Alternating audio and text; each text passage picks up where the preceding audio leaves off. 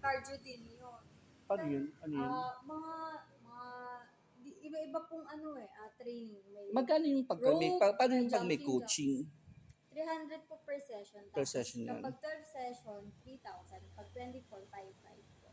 Okay. Para at least medyo aware ako. Dito lang ako dito sa inyo sa baba. Nakikita mo naman Sila yata. buhin up. Yun. Thank you, be.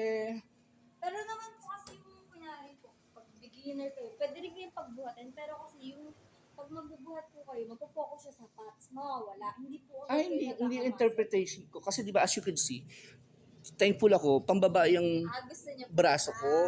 Ayokong, di ba yung mga ibang bakla parang, ayoko doon. Okay. Problema ko na talaga itong tiyan ko.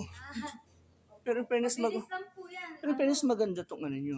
Workout po kayo, tapos diet. So, mas kasi alam ko sa sarili ko, hindi ko masusustain. So, pwede naman yung per session na lang, no? Ang babayaran ko, no? Ba? Ito lang kasi hinabol. Pero ito lang. yung ano po namin, kung one trip po, kapag 1 month, baka mas makamura po kayo. Hindi ko gets. Kapag member. Pero Pag monthly.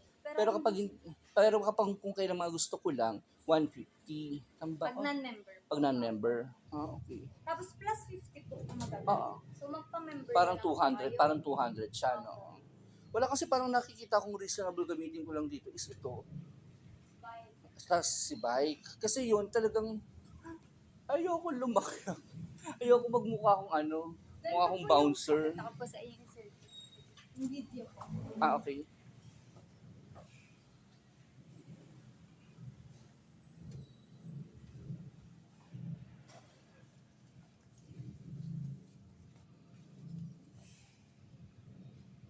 Yung may parang napapanood ko ng parang intense training with yung may ganun na. Ganun po, mga circuit.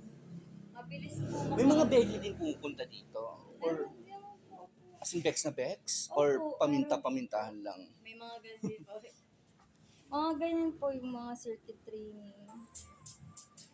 15 minutes. Ay, yan ang hindi ko kaya. Okay yan, pero yung mga... Pwede naman po, pag sabihin hindi kaya, pwede naman po ibang program na lang. Pero yun, as I said, mukhang ito lang talaga mapapakinabangan ko.